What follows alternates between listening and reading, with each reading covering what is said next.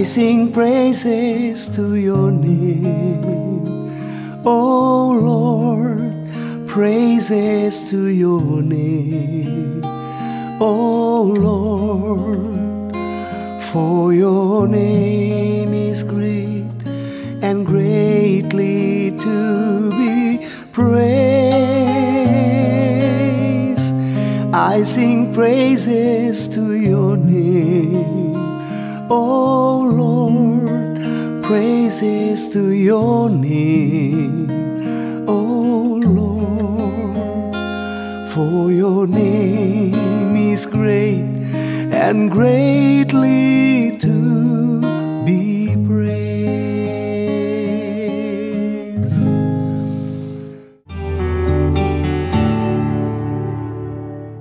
Kitab Mazmur punya keunikan karena di situ ada satu pasal yang paling pendek dalam Alkitab, yaitu Mazmur 117 yang berkata demikian.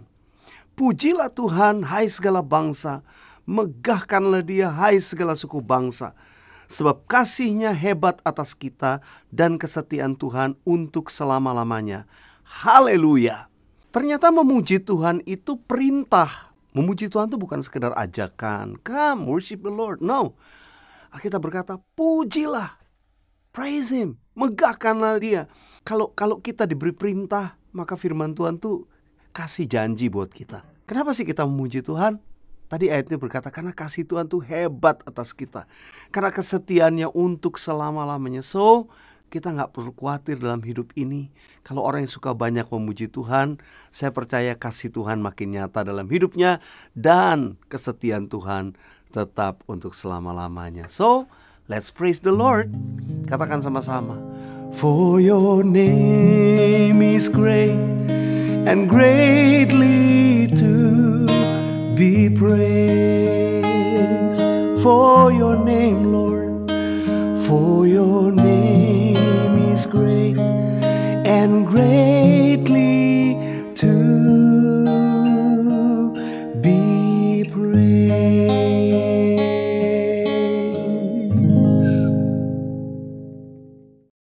Shalom, shalom pemirsa jemaat Tuhan yang Tuhan kasihi. Saya tahu acara MRS Bertanya setiap Selasa malam adalah acara yang sangat Anda nantikan. Demikian juga saya yang rekaman, saya juga sebagai fans daripada acara ini.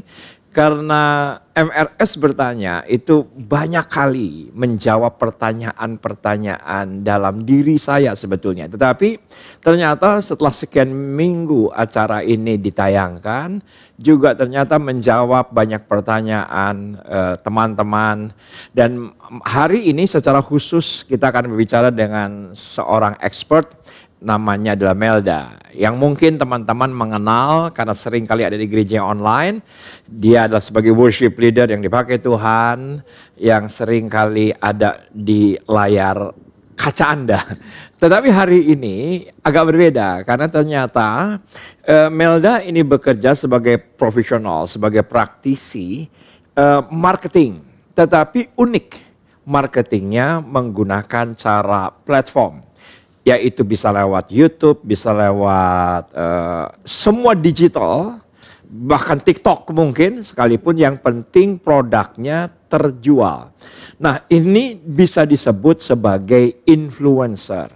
Nah, influencer sendiri bisa menggunakan banyak platform, bisa menggunakan Twitter, bisa menggunakan YouTube, bisa menggunakan Facebook, bisa menggunakan apalagi TikTok, bisa menggunakan IG Live, bisa menggunakan IG Story, IG TV, banyak sekali platformnya. Nah, yang menarik perhatian saya beberapa hari yang lalu saya melihat dan juga mendengar informasi ada anak kecil pasang Lego di YouTube. Anda tahu? Subscribernya ratusan ribu orang. Yang nonton sekali tayang puluhan ribu orang. Jadi saya mau bertanya langsung kepada praktisi platform digital yaitu Melda. Menurut kamu siapa sebetulnya yang bisa sebagai influencer?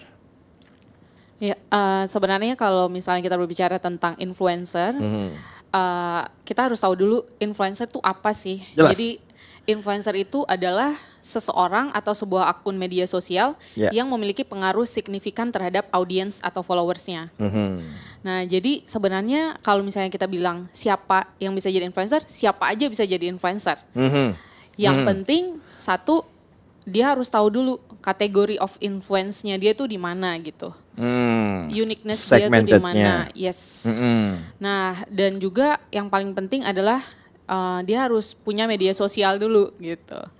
Kalau media sosial, saya melihat data dari research dari 270 juta penduduk Indonesia, pemegang smartphone 125%. Artinya di Indonesia ada banyak orang, seseorang punya 2 handphone. Pengguna internet 70%. Jadi kalau dari sini saja sebetulnya semua orang, hampir semua orang bisa jadi influencer. Dan apa lagi?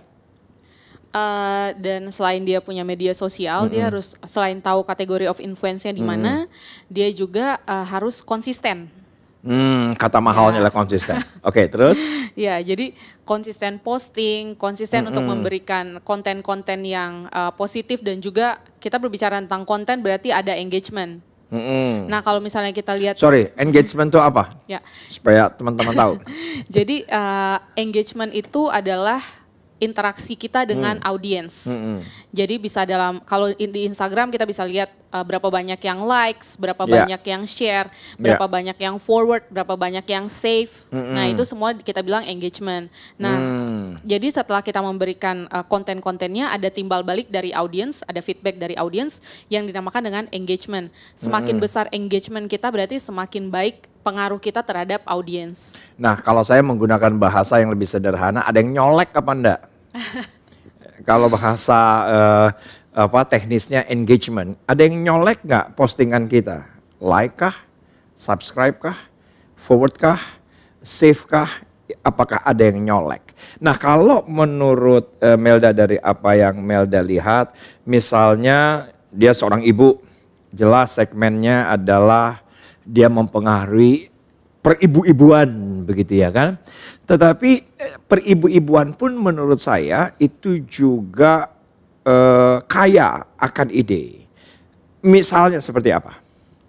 Nah, jadi sebenarnya kalau misalnya kita berbicara tentang influencer, pasti akan bekerja sama dengan brand.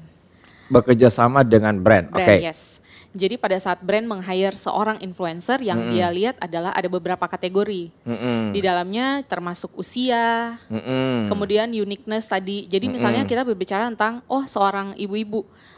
Ibu-ibu di rumah yang lagi nonton ini juga bisa jadi influencer. Jelas. Nah, karena ada produk-produk yang segmentasinya untuk ibu-ibu. Misalnya seperti alat-alat masak ataupun produk susu anak dan sebagainya gitu. Nah, biasanya yang kita temui adalah misalnya brand minta, saya mau mama-mama muda gitu, usia antara 25, ya mamut macan gitu-gitu.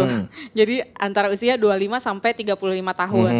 Nah, berarti segmentasi pasarnya memang usia segitu, tapi ada juga yang di atas itu. Jadi tidak ada kata terlambat untuk mulai mengatur atau memanage media sosial kita. Jadi dampak yang kita berikan tuh akan lebih luas kepada orang sekitar. Memang betul kalau kita ngelihat influencer dalam bahasa sopan, tetapi ada lagi yang bahasa lebih keras, yaitu YouTuber begitu. Kenapa? Karena mereka sepertinya dengan berbagai macam cara, positif maupun negatif, kasar atau lembut, mereka menggunakan untuk tadi, orang ada yang nyolek atau tidak, ada engagement atau enggak, ada pertumbuhan viewer atau tidak, ada pertumbuhan subscriber atau tidak. Nah, ini menjadi pertanyaan karena konteks kita, kalau kita ngelihat gereja, kita harus menjadi kingdom influencer. Nah, seberapa menarik Melda dari sisi kontennya yang sekarang sedang bergerak di dunia platform? Sebenarnya untuk melaksanakan satu hal pasti ada yang negatif, ada yang positif. Nah tujuannya sebenarnya mereka yang seperti tadi dibilang bahwa mereka mengincar engagement. Jadi mau orang hina-hina dia atau dia memberikan informasi-informasi yang keliru, hoax. Nah nanti banyak yang feedback, banyak yang komen, banyak yang forward dan lain-lain. Nah itu menambah engagement. Nah sejauh ini kalau misalnya kita lihat ada yang punya dampak positif, ada yang punya dampak negatif. Tergantung si influencer itu tujuannya menginfluence tipe orang yang kayak gimana. Ngerti. Nah, jadi kalau misalnya kita berbicara tentang dari sisi digital marketing tadi, digital platform, brand pasti akan bekerja sama dengan influencer yang memberikan dampak baik kepada lingkungan. Karena takut brandingnya menjadi rusak. Karena ada yang namanya brand image. Sama kayak kita sendiri, misalnya pada saat kita ada bersama dengan orang-orang yang baik, pasti influence yang datang ke kita juga ada influence yang baik, pengaruh yang baik. Tapi pada saat pergaulan kita buruk, nah influence juga yang kita dapat adalah yang buruk gitu. Jadi kalau misalnya kita berbicara tentang seorang influencer yang betul-betul bisa memberikan dampak baik buat lingkungan, pasti banyak banget brand yang akan berlomba-lomba untuk kerjasama bareng dia gitu. Wow. Dan itulah cara yang baru untuk mendapatkan uang, mendapatkan penghasilan yang saya tahu itu kemungkinannya terbuka dan sangat luar biasa. Saya sering kali berkata kepada banyak teman bahwa sebelum pandemi orang makan 3 kali sehari. Setelah pandemi makan 3 kali sehari. Yang beda adalah cara belinya. Kalau dulu orangnya beli langsung ke warung, beli langsung ke restoran, beli langsung ke mall, sekarang lewat online. Caranya yang berbeda. Menurut saya ini menjadi dunia yang sangat terbuka, platform ini. Penjualan makanan kah, penjualan minuman kah, dan itu dipengaruhi oleh orang-orang tersebut yang kita sebut yaitu ada influencer. Pernah nggak Melda memperhatikan YouTuber yang unik-unik supaya pemirsa punya ide inspiratif? Saya pernah dengar ya soal anak kecil, soal nenek-nenek, itu pun bisa jadi YouTuber. Gimana Melda? Jadi apalagi belakangan ini dalam beberapa bulan ini banyak banget yang kehilangan pekerjaan mungkin. Nah dia bisa merubah hobinya menjadi sesuatu yang baik dan juga bisa memberikan inspirasi buat lingkungan. Misalnya, kalau misalnya bapak-bapak atau ibu-ibu di rumah punya kayak suka banget lihat tanaman, suka banget kayak tadi mungkin ada yang suka melihara ikan gitu. Nah dia bisa membuat channelnya itu penuh dengan informasi-informasi yang dibutuhkan oleh audiens. Saya punya ide berarti. Oke, terus lanjut. Ya, jadi berawal dari sesuatu yang menjadi hobi atau passion kita. Nah itu dikembangkan menjadi sesuatu yang sangat berguna untuk orang lain dan banyak banget sekarang orang yang nyari informasi dari YouTube ataupun dari Instagram. Kalau dari Instagram mungkin saudara taunya hashtag gitu. Jadi misalnya kayak makanan ikan termurah 2020. Misalnya pada saat kita posting sesuatu, misalnya kita endorse makanan ikan, contohnya ini makanan ikan gitu. Pas kita foto, masukin sosial media, kita taruh hashtag makanan ikan murah 2020. Nanti pada saat ada yang mencari, langsung dilihat, oh ini nih punyanya si A nih, oh ada posting tentang gini. Oh ya bagus nih follow gitu. Nah yang seperti ini yang kita bilang gitu. Ya fenomenal sekarang gitu. Dan apalagi kalau misalnya kita berbicara tentang strategi marketing, zaman dulu tuh penjualannya pasti kita lihat ada artis yang di TV ataupun di koran. Tapi sekarang semuanya tuh berubah menjadi digital. Jadi campaign-campaign atau promosi-promosi atau iklan-iklan biasanya kita cuma lihat di TV atau di koran, sekarang kita bisa lihat di mana aja. Jadi pada saat paling kentara banget, paling cepat kita lihat itu di Instagram kita pada saat kita lagi buka timeline, terus ada yang muncul sponsor. Nah itu biasanya mereka melakukan digital campaign dengan menggunakan iklan-iklan tertentu atau juga menggunakan jasa influencer. Dan juga apalagi sekarang mereka brand ini nggak bisa mengadakan event, gitu Pastor. Jadi karena social distancing. Yes, karena social distancing, jadi mereka juga nggak bisa bikin event besar, nggak ada izin dan lain-lain. Jadi semua budget untuk event itu pasti dialihkan ke digital campaign. Betul, seperti tadi saya bilang caranya yang berubah. Sebelum pandemi orang tetap sikat gigi. Sebelum pandemi orang tetap cuci rambut. Dulu odolnya dibeli ke warung, tapi sekarang online. Caranya yang berbeda. Mungkin itu maksudnya. Ya, betul. Dan dulu mungkin kalau misalnya kita mau nyoba misalnya cuci rambut, mengenai cuci rambut nih paling gampang. Kita kalau mau nanya produk yang bagus, biasanya kita nanya ke capster kita pada saat kita lagi potong rambut, kita tanya, rambutku kering nih, pakai apa yang bagus ya? Nah, kita dengar informasi dari capster kita hanya satu orang. Tapi kalau misalnya sekarang pas kita buka produk apa yang bagus untuk rambut kering misalnya, itu yang muncul tuh kan teng. Jadi kita tinggal lihat, oh ini yang tipe yang ini yang cocok nih sama rambut saya gitu. Jadi nanti bisa langsung lihat, oh produk ini, oh ternyata produk ini. Lewat siapa? Lewat influencer, orang-orang biasa. Orang-orang biasa, nah itu yang harus kita highlight, itu yang harus kita note. Nah kalau menurut Melda yang Melda ketahui, kita tahu bahwa sekarang banyak orang justru YouTuber, platform itu menjadi media untuk mendulang uang. Itu hitungannya seperti apa? Kalau misalnya di YouTube sendiri kan ada dari AdSense atau dari iklan yang masuk ke YouTube channel kita. Kalau saya terganggu karena siaran gereja kita tiba-tiba jualan apa gitu yang ada hubungannya. Ya, jadi misalnya kayak mereka kok nggak izin ya kita ya? Misalnya gereja kita ada lagu yang kita nyanyiin, ada lagu yang kita nyanyiin. Rata-rata kan yang pasti kita nyanyiin adalah lagu orang lain gitu. Kecuali kita ciptain lagu sendiri. Pada saat kita nyanyiin lagu orang lain, dia udah klaim hak cipta. Ada iklan yang masuk ke YouTube channel kita akan masuk ke penyanyi aslinya, gitu. Oke, nah kalau perhitungan itunya apa, keuangan itu seperti apa? Yang kamu tahu? Kalau misalnya nih kurang lebih kalau untuk YouTuber yang dengan 1 juta subscribers itu per bulannya kurang lebih dari AdSense dia bisa dapat kurang lebih 500 jutaan. Wow. Ya. Jadi mungkin gereja kita nanti subscribersnya tambah banyak. Jadi kita bisa membantu orang-orang juga gitu. Jangan lupa subscribe.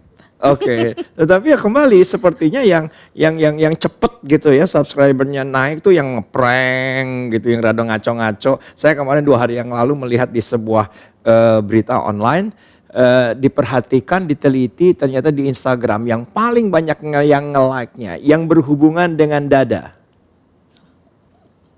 Baik perempuan maupun laki-laki, begitu.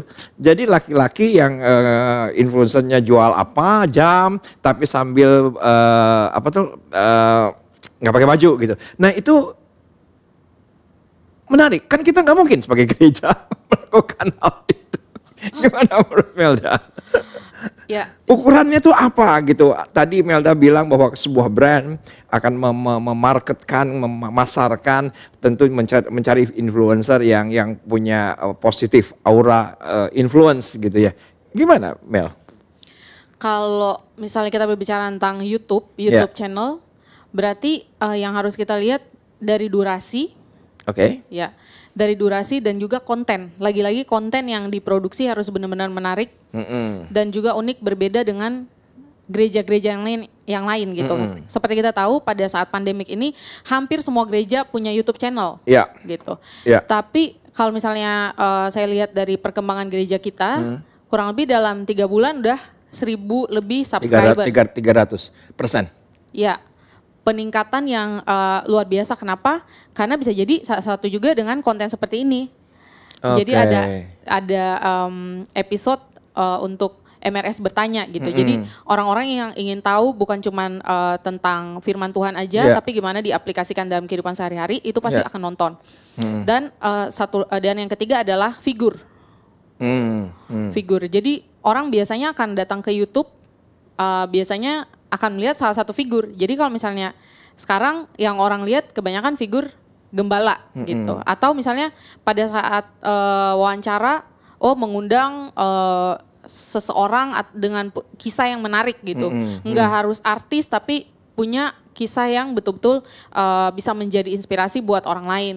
Nah itu yang saat ini sedang dicari. Karena orang di mana-mana tuh sedang mencari harapan sebenarnya. Sekarang. Betul. Jadi apabila kita bisa memberikan harapan dan juga bisa meningkatkan rasa ingin tahu yang tercukupi dan juga terlebih lagi untuk mungkin buat pemirsa atau jemaat Tuhan yang menyaksikan tayangan ini, bagaimana caranya menjadi gereja atau orang-orang percaya yang efektif di era pandemik seperti ini gitu. Betul. Ini pembicaraan sangat menarik dan kembali saya harus meminta maaf, segmen kita 15 menit tapi sekarang sudah 17 menit jadi harus kita akhiri. Tetapi kita lanjut ya Mel, kita akan rekaman satu kali lagi dan akan ditayangkan Selasa minggu depan. Tetap bersabar, kalau episode yang pertama ini saya lebih banyak bertanya siapa yang jadi influencer. Tetapi nanti minggu depan kembali Anda stay tune jam 7 malam Selasa, Anda diberkati, like dan subscribe RRC Media. Saya akan membahas bagaimana menjadi influencer. Tuhan Yesus memberkati. Amin.